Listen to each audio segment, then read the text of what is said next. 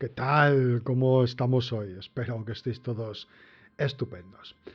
Bueno, hoy es el episodio 4 y hoy lo vamos a dedicar al carbón. Pero antes de empezar a hablar sobre el mismo, me gustaría hacer un pequeño comentario.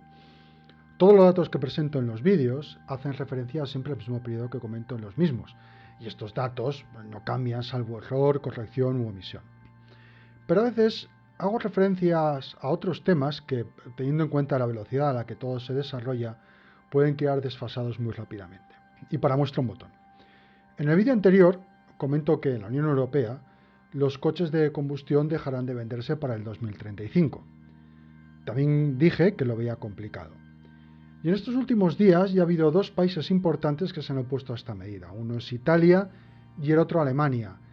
Lo que me lleva a pensar que si la primera y la tercera economías de la zona euro se replantean esta medida, esta no se llevará a cabo, al menos en las fechas en las que está planteada.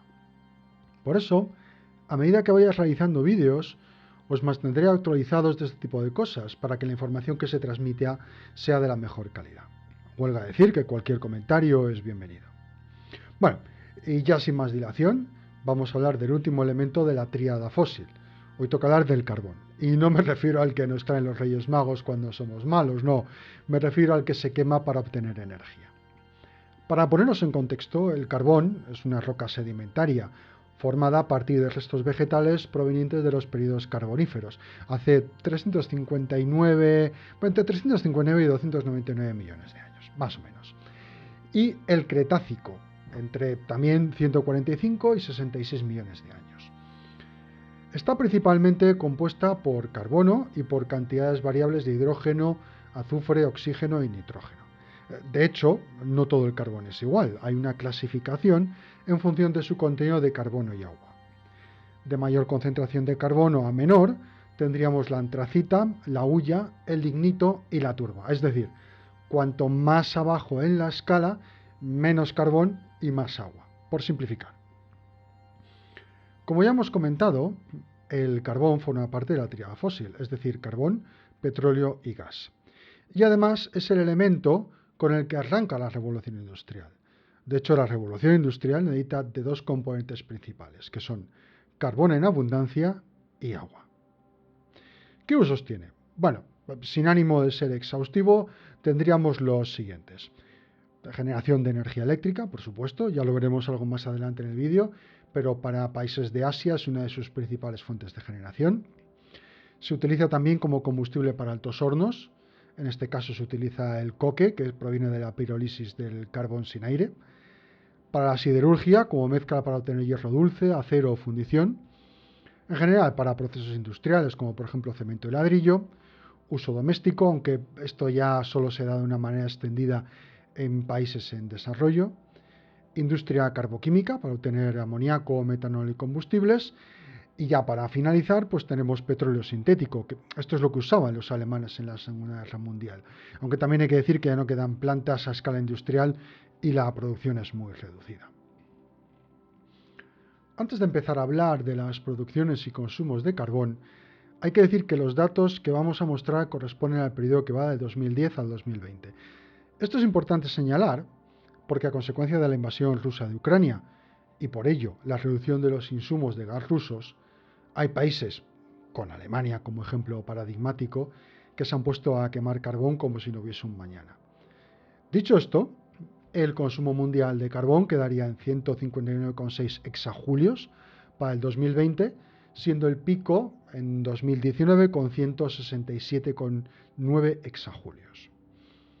Si ampliamos más el intervalo temporal y comparamos la producción versus el consumo, vemos algo más curioso. Tanto la producción como el consumo en las áreas de África, Oriente Medio, Europa y toda América se mantiene más o menos constantes hasta el 2010, momento en el que empiezan a caer con fuerza. Lo cual contrasta con la situación en la región de Asia-Pacífico, que se mantiene más o menos constante hasta el 2000, momento en el que se empieza a disparar y se mantiene con pequeños altos y bajos hasta el 2020.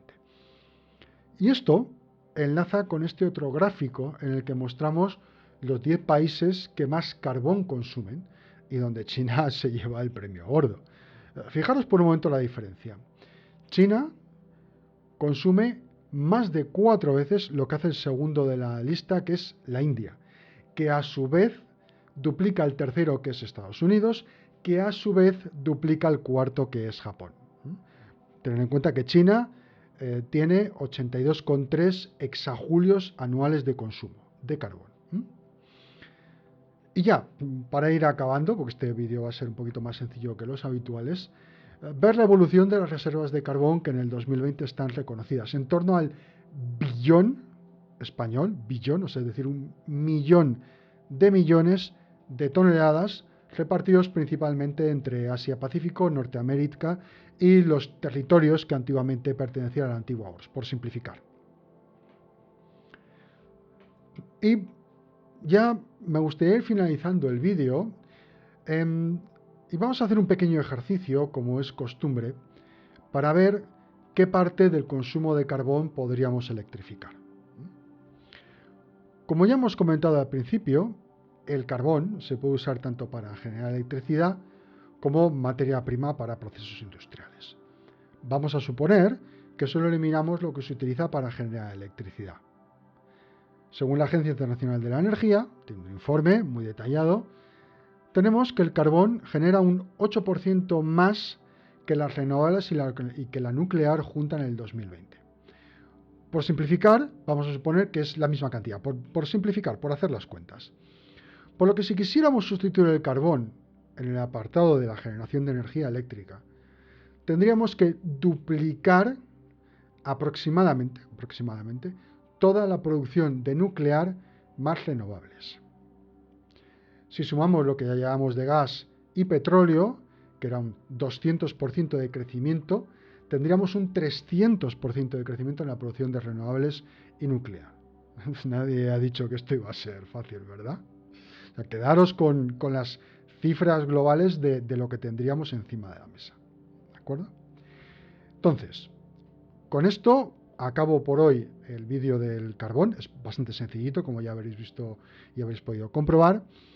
Pero aviso para navegantes. El próximo vídeo empezaremos con las renovables y más en concreto con la solar. Y hablaremos de algunas cositas que son interesantes a la hora de estudiarlos y a la hora de desplegarlos, que creo que hacen falta establecer unas bases un poquito más profundas que lo que hemos estado haciendo hasta ahora. ¿De acuerdo? Va a ser divertido, seguro que sí. Pues nada, lo dejo aquí. Espero que os haya gustado, espero que haya sido sencillo y fácil de entender. Y nos vemos en el siguiente vídeo. Recordad que vamos con la solar. Un abrazo a todos. Venga, chao, hasta luego.